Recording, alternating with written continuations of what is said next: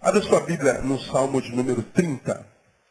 Quero deixar uma palavra com os irmãos essa manhã, nessa noite. E eu acho que hoje eu vou ser bem brevezinho. Eu acho. Não posso garantir, né? Mas eu acho. É um texto muito conhecido da palavra de Deus, mas que é pertinente. Salmo de número 30, versículo 5, parte B. Quem já achou? Diga amém.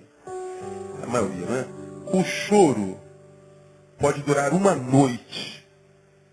Pela manhã, porém, vem um cântico de júbilo. É isso que está escrito aí?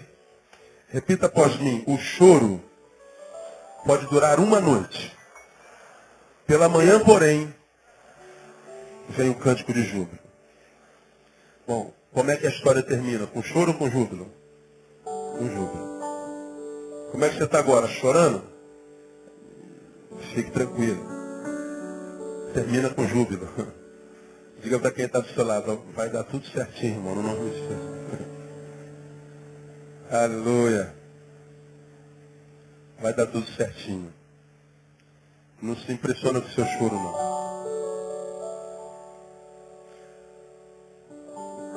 Eu não sei como é que você vê o choro, mas ao longo dos anos, nesses anos todos lidando com gente, a gente percebe que nós seres humanos, a maioria de nós vemos o choro como uma coisa negativa.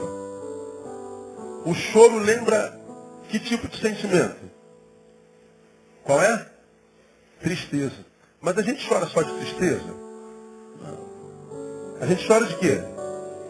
De alegria. Então o choro, ele é uma ação fisiológica que é produzida quando nossas emoções são atingidas. O choro pode ser choro de qualquer emoção. Me lembro quando minha filha Tamara nasceu, a primeirinha, 4 anos de casados. Eu quando casei, para quem não sabe, eu não queria ter filho. E antes de casar eu falei com ela, olha, não quero ser pai. Topas? Ela pensou, meu Deus do céu, que raio de homem é esse, meu amigo? Mas esperto sabe que negócio de filho quem manda é a mulher. Se ela quiser ter filho, por mais que eu não queira, tá tomando remédio, meu amor? Tô, religiosamente. Tá nada. Se a mulher quiser ter filho, tem pronto, quantos quiser, não é? É desse jeito, não. Mas, os 4 anos, quando casamos, eu falei, eu não quero ter filhos. Aí tivemos 4 anos de casados. Aí fomos, eu acho que ninguém que casa deve ter filho logo, que é para curtir o casamento, o namoro agora. O namoro que pode tudo, né? Sem culpa, né? Aí vai viajar, vai, né? Vai a noite toda, dia todo, vai, e curte a vida. Mas você é crente, no namoro não podia, enquanto fazia era sempre, é pecado, né? E o diabo está olhando, é uma culpa de 15 minutos de prazer, 3 semanas de culpa, de remorso. Casou, não tem filho já, vai curtir, vai passear, vai viajar, compre. E depois você tem filho. Não, nós fizemos tudo isso. Aí, no 4º ano, a gente achou que estava faltando alguma coisa já. Aí eu mesmo disse para André, meu amor, você ainda tem desejo de ter filho? O que você acha? E ela, claro que tinha, então nós encomendamos Tamara. Tamara foi planejadinha, bonitinha. Menina ou menino, o que nós vamos pedir a Deus? Quero uma menina, eu também. Aí nós pedimos uma menina ao Senhor e veio Tamara. Nasceu de cesariana e eu vi a cesariana, só 22 anos quase atrás. Eu me lembro quando vi Tamara pela primeira vez. É uma emoção louca, inexplicável. Quem se lembra do nascimento, principalmente do primeiro filhote? Deixa eu ver aqui. Dá para esquecer? Dá para esquecer isso? Não? Não dá. Então Tamara vinha chorando e eu chorava junto. Só que o choro era de alegria, de realização, de efusividade. As emoções foram mexidas, remoídas, removidas, revolvidas, e o choro vem. Deus sabiamente colocou no canto dos nossos olhos um canal chamado canal lacrimal. Você não vê, a não ser que você puxe um pouquinho o olho e veja bem assim decididamente. Se você não vê, ele está lá, você não vê nunca, mas está lá. Deus sabia que as nossas emoções produziriam, seriam materializadas na água, na lágrima. Agora, ao longo dos anos, o choro se transformou no símbolo da tristeza. Se você encontrar com alguém, em qualquer coletivo, num culto como esse, chorando no cantinho, você cheio de misericórdia vai sentar do lado do irmão. Qual é a pergunta que você faria? Você está com algum quê? Problema? Por que você acha que ele está com problema? Porque ele está chorando. O choro é sinônimo de tristeza, de problema. Nós demonizamos o choro. Nós distorcemos a visão do choro. E olha que a Bíblia diz, Mateus capítulo 5, versículo 4, se eu não me engano, bem-aventurados os que choram. Você já me ouviu falar aqui que a Bíblia fala pouco sobre alegria, sobre sorriso. A Bíblia não fala bem-aventurados os que sorriem. Não. Ele diz, melhor é ir à casa onde há luto do que aonde há festa. Aonde há choro do que onde há festa. Mas, infelizmente, por alguma razão, nós, a humanidade, demonizamos, destoamos, deturpamos o valor do choro. E o choro, então, passou a ser uma coisa negativa. Ninguém quer chorar. E a gente ouve, não chore, não chore, não fica assim, não chore. Por que não? Qual é o problema com o choro, meu irmão? E esse texto diz, olha, o choro pode durar uma noite. Pela manhã, porém, vem o cântico de júbilo. Aqui, Davi está falando especificamente sobre o choro da dor. Tá, aqui ele está. Aqui ele está falando o choro do adverso, do controverso, do antagonismo. Ele está falando um choro produzido pela emoção que foi mexida pela perda, pelo não acontecido como se queria. Do choro. Ele está dizendo que o choro pode durar uma noite, mas pela manhã a alegria vem aqui. Tem algumas verdades que eu queria compartilhar com vocês. Primeiro, o choro, à luz desse texto, portanto, é uma possibilidade, é uma realidade na vida de qualquer ser humano. O choro não é uma coisa estranha à humanidade. Todo ser humano, dotado de razão, portanto emoção, chora. Então, quando você está passando por um momento de lágrimas, pelo vale de lágrimas, você não está vivendo uma coisa de outro mundo, você não está vivendo uma normalidade. Mas, pastor, ninguém chora como eu choro, eu estou chorando há um ano. Pois é, o choro faz parte.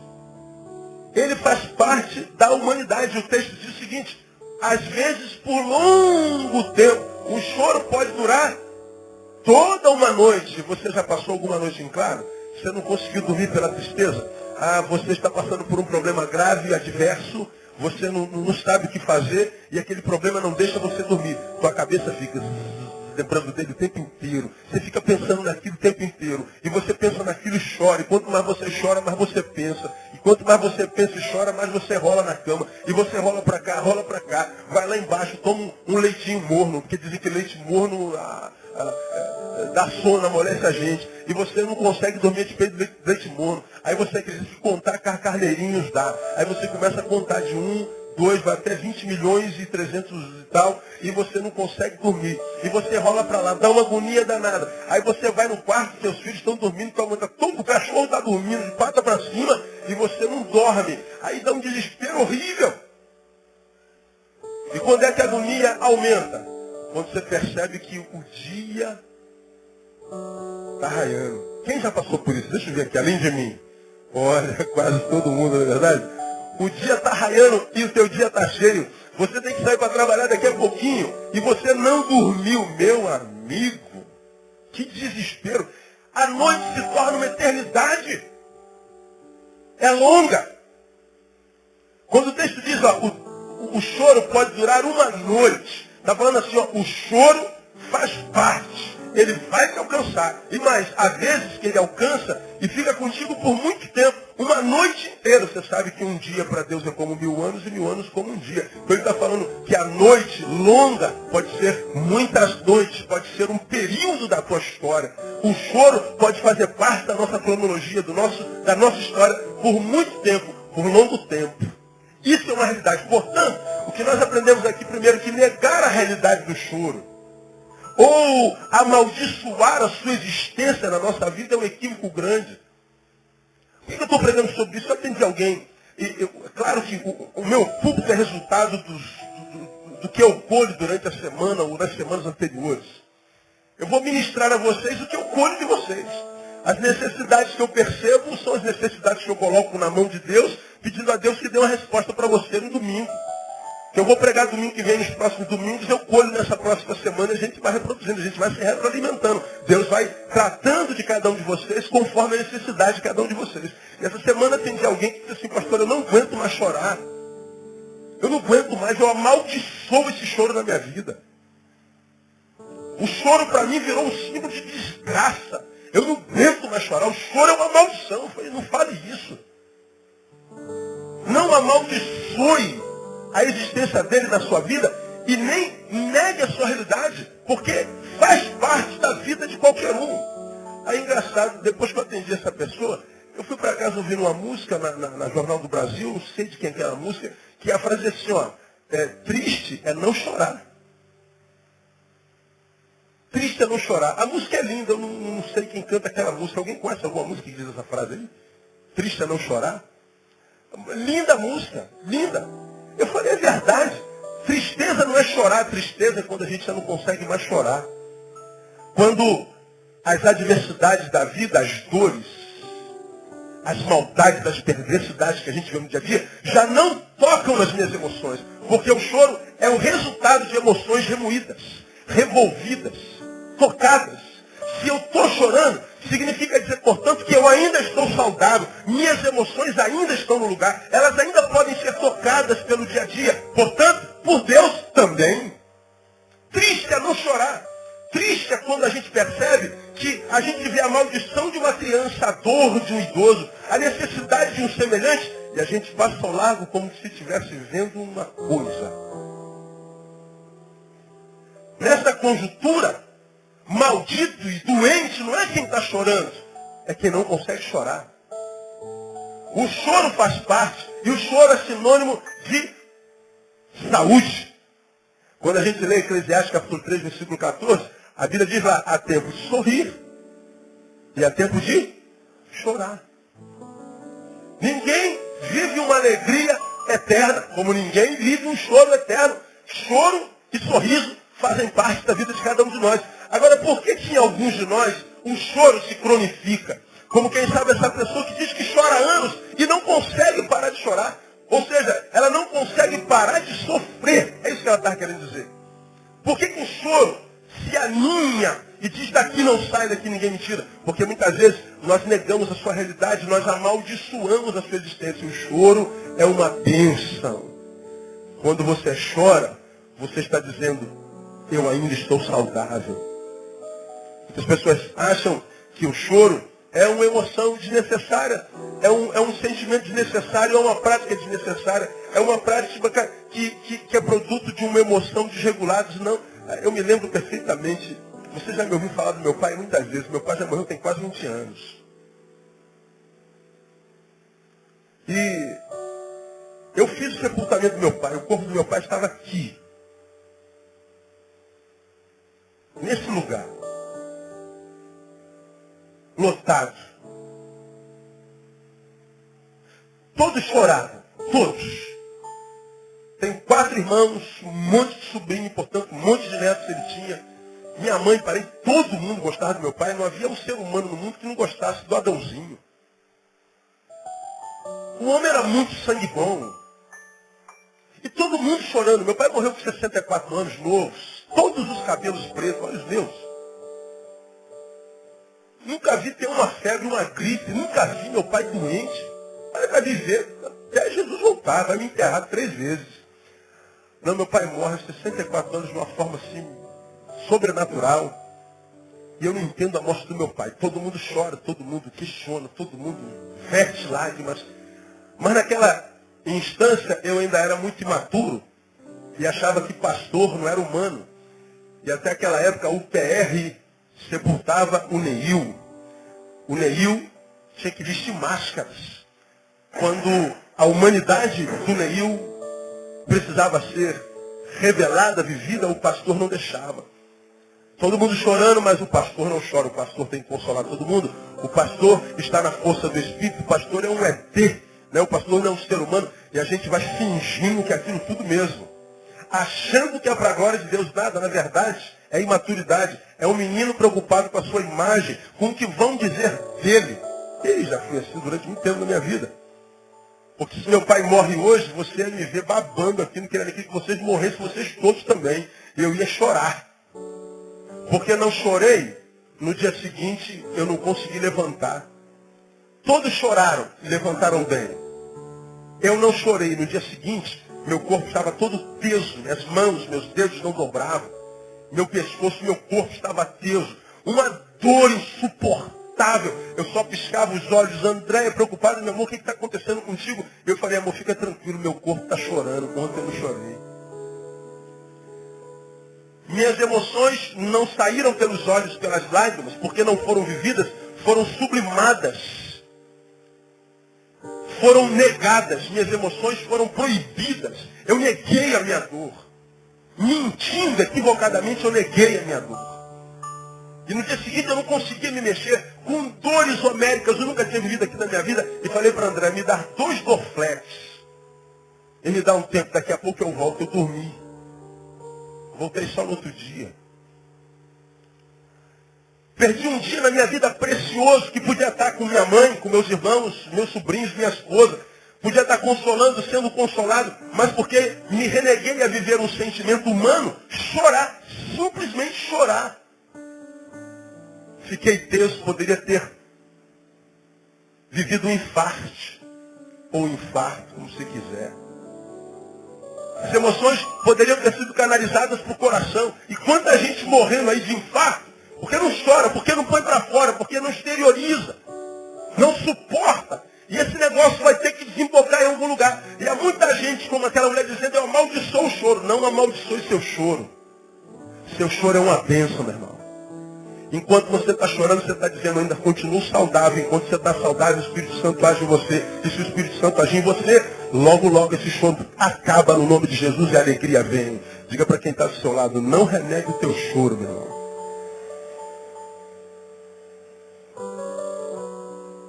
Negar a sua realidade ou amaldiçoar a sua existência na vida é um equívoco gravíssimo, porque a Bíblia diz há tempo de chorar. Como é que a gente nega o choro, por exemplo? Como eu fiz, eu não vou chorar. Não, eu não vou chorar. Quantas pessoas dizem? É assim, é quase que todos. A pessoa entra no gabinete e fala assim, pastor, eu prometi para mim que eu não ia chorar aqui. Quem já foi atendido no meu gabinete sabe, eu tenho várias caixinhas de lenço, de papel. Toda vez que uma pessoa vai chorar, eu boto caixinha de lenço assim. Aí todas falam assim, o senhor já sabe, né? Claro, eu estou ali todo dia, há 22 anos atendendo gente. Então eu tenho um estoque de caixa de papel, então a pessoa pode chorar à vontade. Agora, quase todo mundo que chega ali, alguns de vocês que já foram atendidos por mim, estão rindo, né? Por quê? Porque a gente chega ali e diz assim, não, eu não vou chorar. Eu prometi que não ia chorar. A pergunta é, por que você tem problema em chorar? Qual é o problema? Da onde veio esse preconceito com o choro, irmão? Você nunca parou para pensar nisso já? Qual o preconceito que a gente tem com o choro? Qual o problema do choro? Por que sorrir, a gente sorri assim largamente? Tipo a Alessandra, comadre da André. Já viram a Alessandra sorrindo? Dá uma gargalhada escancarada. Meu Deus do céu, que escândalo. Ela não está aí hoje, de manhã ela estava, né? Está aí? Tá. Dá uns sorrisos largos. Se botar o microfone, vai lá no Carrefour. Né? E a verdade tem que sorrir mesmo. Agora, sorrir, a gente sorri. Mas por que chorar, a gente não chora? Sabe por quê, irmão? Porque no sorriso, nós transmitimos uma mensagem ao público de que nós estamos em vitória, que nós estamos bem. Mas quando nós choramos, transmitimos ao mesmo público uma mensagem de que nós estamos mal, estamos em derrota. e preocupado com o que vão pensar de nós, a gente reprime o choro. E há muitos de nós que quando reprime o choro, sem saber por causa da imagem, porque está preocupado com o que vão dizer dele, está chorando, está vivendo uma mentira. Está fugindo da realidade. E o nosso Deus não é Deus de mentira. O pai da mentira é o diabo. Nosso Deus é o Deus da realidade. Nosso Deus só trabalha na instância real. Deus não trabalha no superficial. Deus não trabalha no que não seja realidade. Deus não trabalha no virtual. Deus só pode trabalhar no que é real. Muitos de nós, há momentos em nós que nós temos vontade de chorar, de exteriorizar, de pôr para fora aquilo que os problemas da vida jogaram dentro sem nossa permissão. A gente não sabe como fazer isso. E a Bíblia ensina que o choro ajuda maravilhosamente. A Bíblia diz que bem-aventurados os que choram, e diz por quê? Bem-aventurados os que choram, concluam. Porque eles serão consolados. Porque alguns não são consolados nunca. Porque choram com medo. Ou não choram. Renegam o choro. Amaldiçoam o choro. E não sabe que Deus só pode consolar quem está chorando. Seu choro é uma bênção. A Bíblia diz, palavra do profeta, que uma das promessas no tempo novo, do novo homem, seria que ele enxugaria dos seus olhos. Conclua. Não ouvi. Enxugaria o quê? Quanta lágrima? Diga toda. Irmão, toda lágrima no nome de Jesus. Agora, se o sentimento que você vive, a realidade que você vive, mexeu com as suas emoções, e suas emoções produziram lágrimas, chore. Põe para fora. Exterioriza esse negócio. Porque exteriorizando a tua realidade, essa emoção que te angustia, que te dá agonia, você não está mostrando fraqueza, você está mostrando que está mergulhando na sua realidade. Quando você mergulha na realidade, você está mergulhando no lugar da ação do Todo-Poderoso. Na morte do meu pai, como na morte de tanta gente, aliás, depois da morte do meu pai, eu nunca mais fiz o mesmo. Depois que meu pai morreu, eu tenho dificuldade no enterro do pai de alguém.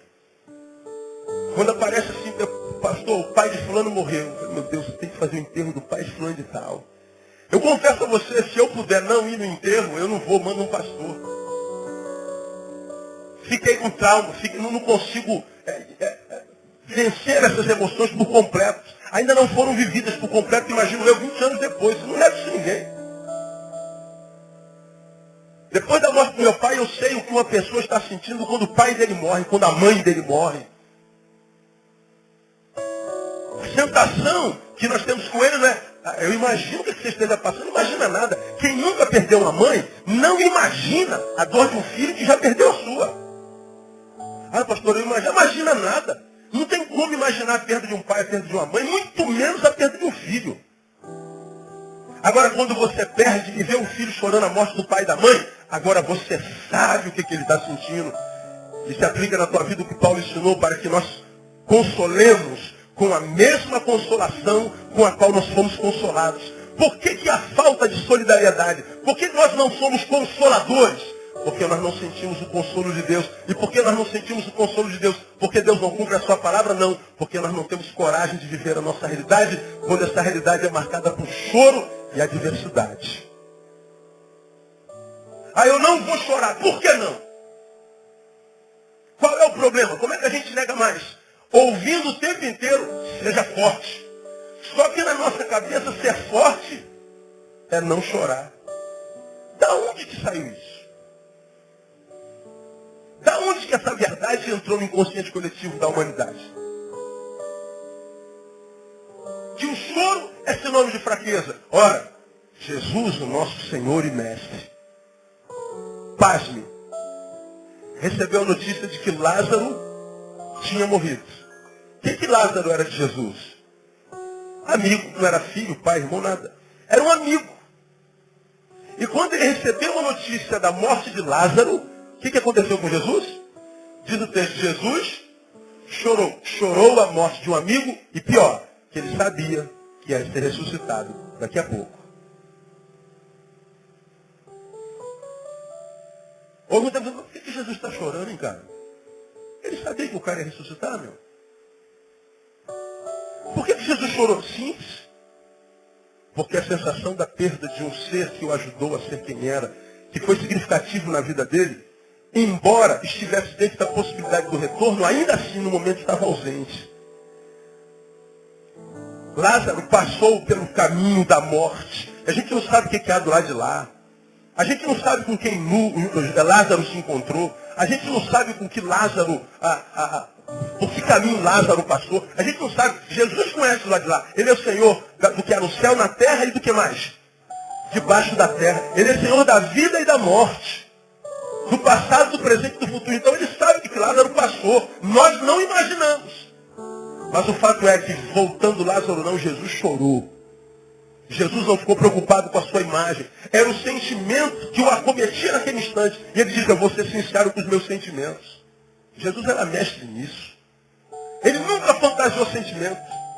Preguei sobre isso há bem pouco tempo atrás, quando preguei que Jesus foi preso, traído pelos 11, por Judas, e depois pelos 11 que os abandonaram a Jesus.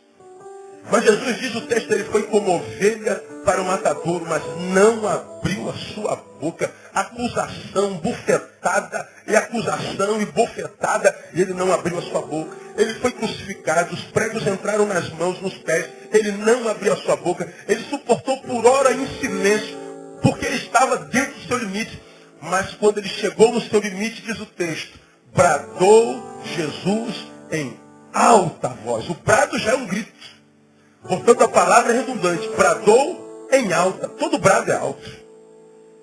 Agora ele está dizendo, Jesus deu um brado, como quem pôs para fora todo aquele tempo de silêncio que ele teve que aguentar.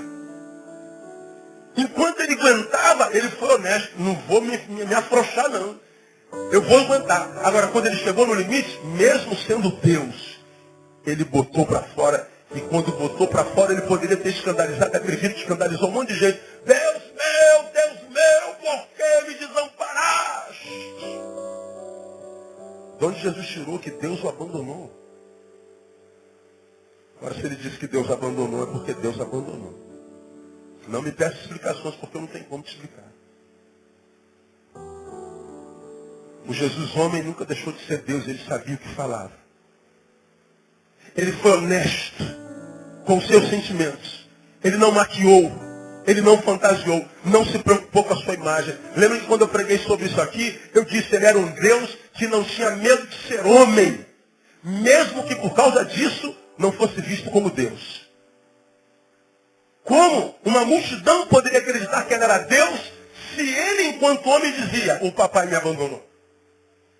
Ele não se preocupou com o que eu pensar, deixar de pensar. Era o que ele estava sentindo. Ele estava sentindo abandonado. Então ele botou para fora. Agora, quando nós somos honestos com as nossas emoções, irmãos, por mais que as nossas emoções exteriorizem sentimentos equivocados, Deus conhece a língua da dor.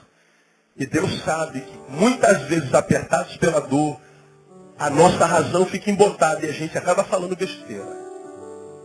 Deus sabe que muitas vezes nós somos injustos quando nós estamos apertados sentindo dor. Pois é, mas Deus conhece essa dor, porque ele conhece essa língua, porque ele já sentiu essa dor. O que Deus não suporta é mentira. O que Deus não suporta é hipocrisia. De nos escondermos atrás de uma religiosidade, de um cargo, sem termos, por causa do cargo da religiosidade, a coragem de viver o que nós estamos sentindo. Meu irmão, não negue a tua dor. Não negue o teu choro. Eu já ensinei aos irmãos e preguei sobre isso. Isso tomou o Brasil. Essa frasezinha que eu disse lá naquele CD do Trazendo a Arca no Maracanãzinho. Não é pecado estar fraco. O pecado é se entregar à fraqueza sem luta. Deus não tem problemas com a nossa fragilidade porque Ele sabe que nós somos frágeis. O que Ele não suporta não é a nossa fraqueza, é a nossa hipocrisia. Então muitos de vocês estão aqui decepcionados com Deus. Deus meu, por que me desamparaste? Mas não tem coragem de colocar isso para fora com medo do que vão dizer. Você não precisa fazer isso em público. Mas um conselho do pastor, do teu pastor nessa noite, se você está assim, se você está apertado, se você não está suportando, se você não está no limite, experimente entrar no teu quarto e fazer diferente. Fazer o que você tem feito há muito tempo, orar, Senhor. Mas faz diferença. Bota para fora o que você está sentindo de verdade. Não tenha medo de escandalizá-lo, nem de gerar ira nele, não, porque ele conhece a língua do coração. Ele não se ofende quando você diz a verdade. Ele não diminui porque você disse, Deus, eu estou chateado contigo. Não, ele conhece essa língua. E quando você for viver a verdade, você vai ver que o Deus de toda a verdade vai se manifestar de uma forma diferente na tua vida, no nome de Jesus. Porque muitas vezes, irmãos, nós entramos no nosso quarto para orar e dizemos assim, Deus, eu sou grato pela dor que eu estou sentindo. Muito obrigado por ter levado meu filho, Senhor. Obrigado porque meu namorado ficou com a minha melhor amiga. Glória a Deus. Agora eu estou sem namorado e sem amiga. Muito obrigado. Eu estou feliz. Mentira, irmão. Deus, eu estou chateada. Estou com vontade de matar minha amiga e meu namorado. Eu não vou fazer isso porque eu sou tua serva, mas a vontade é essa. Deus, eu te agradeci até ontem porque meu vizinho ele bota essas músicas funk aí, no muro virado para cá. Obrigado, porque eu tenho ouvido, é melhor ouvir isso do que surdo, ser surdo. Nada, Senhor, eu estou com vontade de jogar fogo na casa dele. De madrugada eu vou jogar um querosene e vou queimar a casa dele, desgraçado. É o que eu estou sentindo. Aí você fala assim, você acha que Deus, meu Deus, eu estou escandalizado contigo. Você acha que Deus já não sabe disso, irmão? Você acha que Deus não sabe que você está com raiva de dentro, mas religiosiza tudo? Senhor, eu quero abençoar o meu vizinho. Ô, Senhor. Aí Deus fala assim, tu quer abençoar o teu vizinho. Tua boca não está falando daquilo que teu coração está cheio. Agora, quando você vive a verdade, Deus, é isso aqui. O senhor está vendo aqui que eu estou... É isso aqui, Deus. Não adianta fantasiar, não adianta mascarar a pessoa. O senhor conhece o meu interior. Então tem misericórdia de mim. Age com misericórdia, me perdoa por esse sentimento. E quando você viver essa verdade, não negando a tua realidade, não negando a tua dor, você vai ver que Deus vai se manifestar de uma forma diferente na tua vida. Eu quero profetizar que isso começa hoje à noite, no nome de Jesus. Que a tua história começa a mudar hoje. Quando é que a gente nega? Eu não vou chorar. Segundo, seja forte. Eu serei forte. Quem disse que os fortes não choram? Quem disse? Quem disse que os brutos não choram? Você quer saber? Para o cara chorar, meu irmão, tem que ser muito macho. Para o cara dizer eu estou com medo, tem que ser muito corajoso. Só os fortes fazem isso porque os fracos fantasiam. São tomados pela hipocrisia.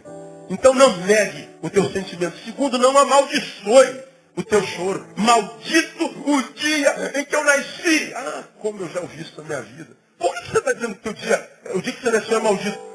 Porque hoje, e olha que esse dia de hoje está longe do dia que você nasceu, né? Entre hoje e o dia que você nasceu tem o quê? 40 anos. Alguns de vocês 60. Alguns até 80. E você diz, amaldiçoa o dia que eu nasci. Mas por quê? Porque hoje, tantos anos e tantos milhares de dias depois, você está vivendo um tempo de choro e você permitiu que o inconsciente coletivo da humanidade convencesse você de que o choro é símbolo de maldição, que o choro é símbolo de abandono, que o choro é o arquétipo da tristeza. Equívoco. Não tem nada disso escrito em lugar nenhum, de que choro é sinônimo de tristeza, que é sinônimo de abandono. Agora, o que a Bíblia diz é que o choro faz parte.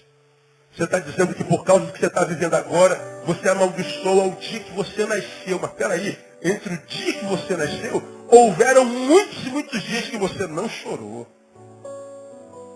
Quando você diz, eu ouvi saber pouco tempo, amaldiçoa o dia que eu nasci, você está dizendo assim, ó, eu não louvo o teu nome pelo marido que eu tenho, pelos filhos que eu tenho, pela saúde que eu tenho. Porque se você nasceu, louvado seja o nome do Senhor por isso, porque você nasceu, você tem um filho que tem. Quem tem um filho que diz assim, o meu filho é uma bênção? Diga assim, o meu filho, meu Deus do céu, é uma bênção na minha vida. Amém ou não amém? E se você não tivesse nascido, teu filho teria nascido? Não. Se Deus dissesse, filho, vamos fazer o seguinte, eu vou levar teu filho e a tua dor acaba. Você prefere ficar com dor ou com filho? Com dor e filho. É como aquela mãe que no enterro do filho caçula, do filho predileto, diz assim, minha vida acabou. Meu filho morreu e minha vida acabou. Ela tem outros 4 filhos. Peraí. Como que a sua vida acabou, mãe? A senhora tem outros 4 filhos. Se tem vontade de morrer e de se entregar por esse que foi, tenha vontade de viver e continuar por esses 4 que não foram. Veja que o problema não é a dor, mas como a gente lida com ela. Então o choro faz parte, irmão. Vamos desmistificar o choro. Tem alegria ao chorar. Louve ao Senhor porque você tem em suas emoções no lugar. Não estou dizendo que você tem que adorar o choro, buscar o choro, pedir a Deus para chorar. Não. Eu estou dizendo que você não deve dar a Ele uma dimensão que Ele não tem. Ele faz parte da vida de qualquer pessoa. Então não negue e nem o amaldiçoe. Porque o choro é sinônimo de saúde. Você está chorando? Então você está saudável. Louvado seja Deus pela tua saúde, que Ele dobre essa sua saúde no nome de Jesus. Você pode dizer glória a Deus aí? Amém ou não? Segundo, para a gente terminar. Esse texto me ensina que além do choro ser uma realidade, uma possibilidade da nossa vida, me ensina que nós temos que aprender a chorar certo. De um lado, não negá-lo nem amaldiçoá-lo. Do outro lado, aprender a chorar certo. Então quer dizer que a gente chora errado, pastor? Sim, a gente chora errado. Tem isso de chorar certo, chorar errado? Tem. O choro pode durar uma noite. Mas existe uma palavra aí. Pelo amanhecer, porém, vem o cântico de alegria, o cântico de júbilo. Então, o agora é choro, não é? É. Mas a revelação da palavra diz que, embora eu esteja vivendo o agora, já tem o resultado do amanhã. Eu estou chorando aqui nesse tempo, mas a Bíblia está dizendo que o final é júbilo. Então meu choro já começa a mudar. Primeiro que eu sei que o meu choro tem prazo de validade. Diga assim, ninguém chora para sempre. Diga para quem está do seu lado, não existe dor que dure para sempre. Como aposta a palavra aí? Não existe dor que dure para sempre. Após mim, não existe dor que dure para sempre. Vamos juntos? Não existe dor que dure para sempre. Toda dor tem prazo de validade. É só você. Vamos voltar à nossa história. Vamos voltar para um período onde você chorou muito. E lá atrás, pode ter sido há bem pouco tempo atrás, você estava com tanta dor, com tanta agonia, com tanta adversidade, que você perdeu algo tão precioso e disse assim, eu não vou suportar isso.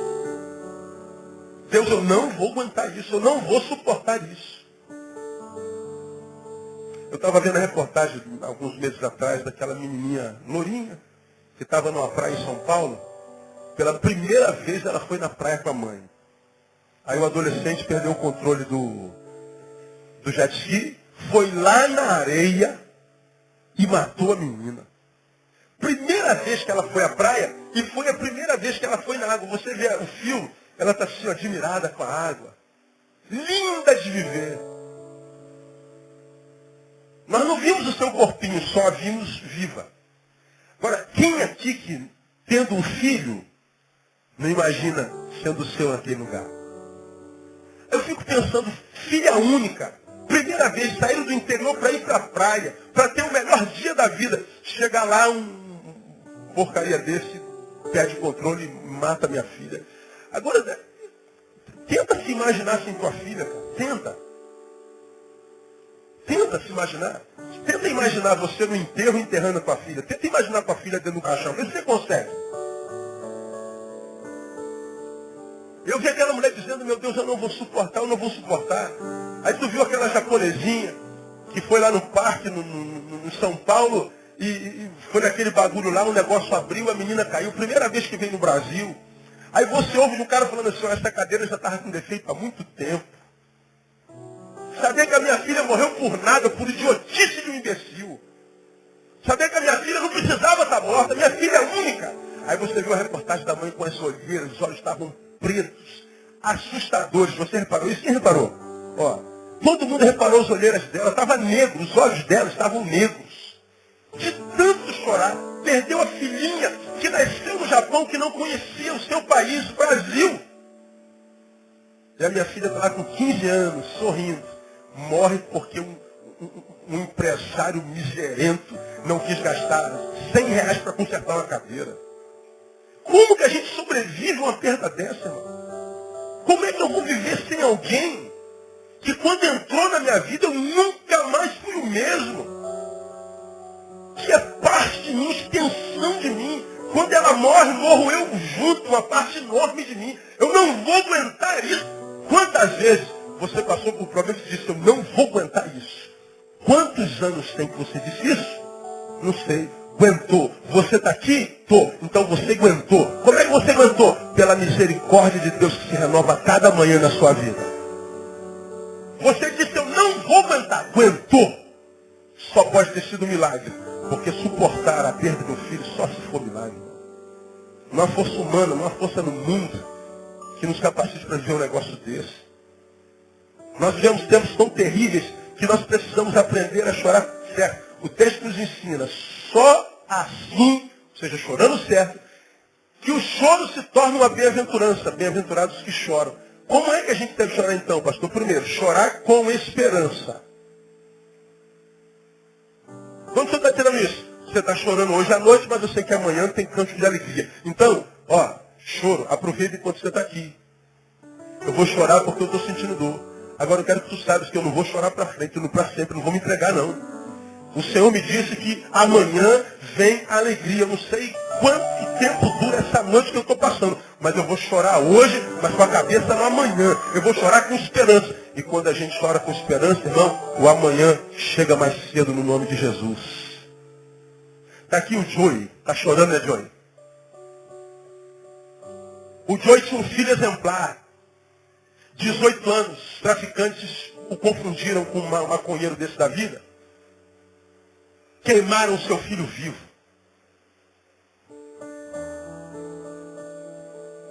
Como suportar um negócio desse? Todos amavam o menino.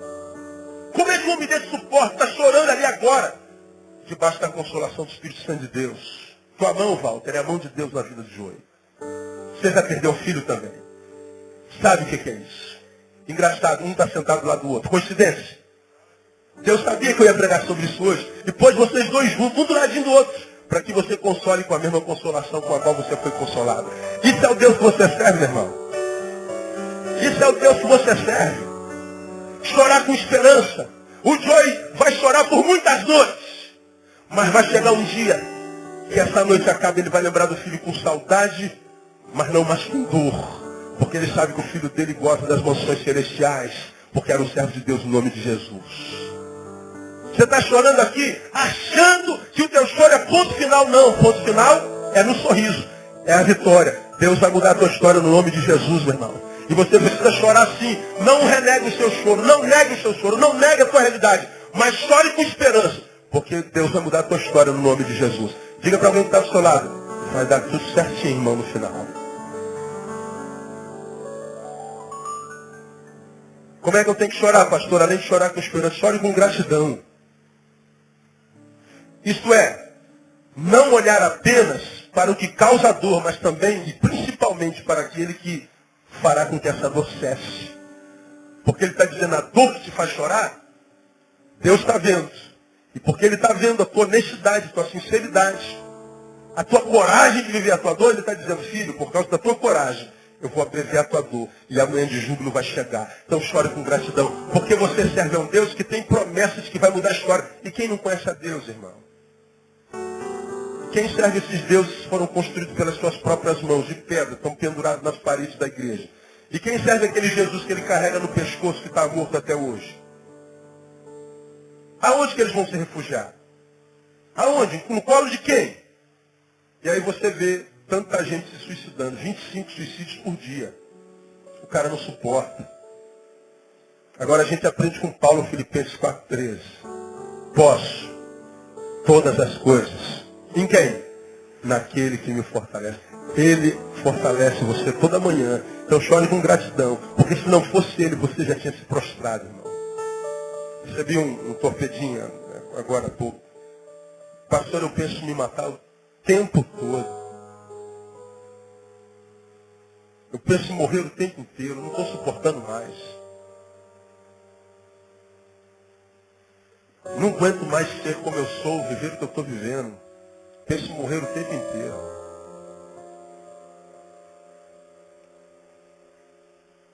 Eu disse para ele com dureza. Se você pensa em morrer, não faça isso pelo suicídio. Porque talvez assim que você fechar os olhos, você abre na mesma hora, no lugar, onde você vai chorar e não tem mais esperança.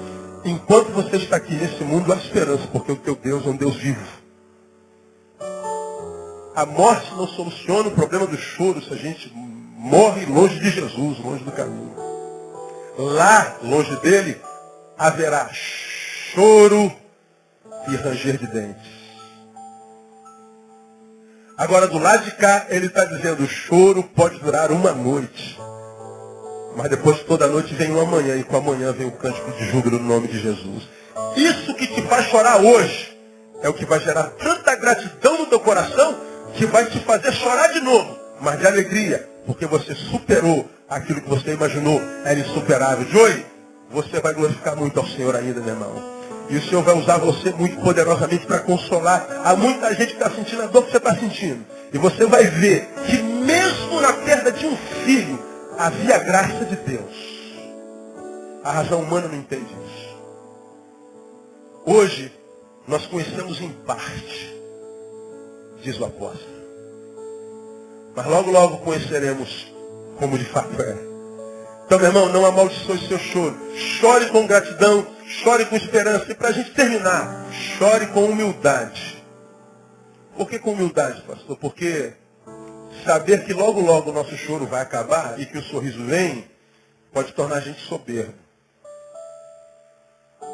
Aí você vai zombar da dor, você vai zombar do inimigo, você vai zombar. Pode bater, eu sei que eu vou sorrir mesmo. Não é assim que acontece não, irmão. É o choro da humildade. Senhor, se a dor chegou a mim, me causou agonia, eu sou um ser humano. Sou mortal como qualquer um. Mortal. Você pode ser o presidente da república.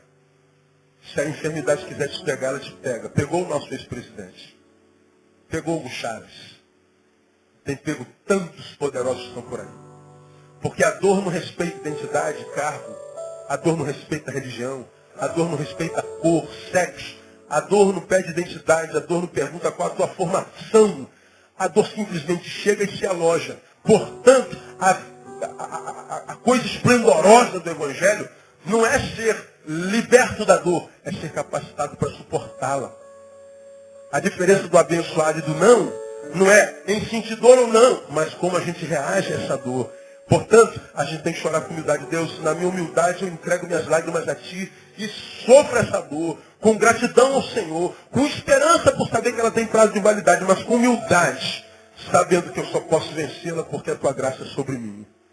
Quando a gente chora com gratidão, quando a gente chora com esperança, quando a gente chora com humildade, então a palavra de Deus se cumpre na nossa vida, que diz que bem-aventurados são os que choram, porque estão chorando certo. E quem chora certo, quem não amaldiçoa a sua realidade, quem não é pego pela hipocrisia, vendendo a imagem de que não está sentindo vontade de chorar, esse aprendeu a chorar. Ele chora com esperança, com gratidão, com humildade. E quando a gente chora assim, o choro se torna uma bem-aventurança. O Consolador, portanto, se move em tua direção. E você vai ver que o teu choro se transforma em bem-aventurança. E ele vai trazer consigo júbilo de alegria no nome de Jesus. E depois do teu choro, irmão, você vai ver, você nunca mais será o mesmo. Quem perdeu um pai nunca mais é o mesmo. Quem perdeu a mãe nunca mais é o mesmo. Quem sofreu um acidente e está em cima de uma cadeira de roda nunca mais é o mesmo. Quem passou pelo câncer como Janequine, o galã, nunca mais é o mesmo. Perguntaram a Janequine, o que mudou na sua vida depois do câncer? Ele falou assim, eu agora aprendi a atentar para os detalhes.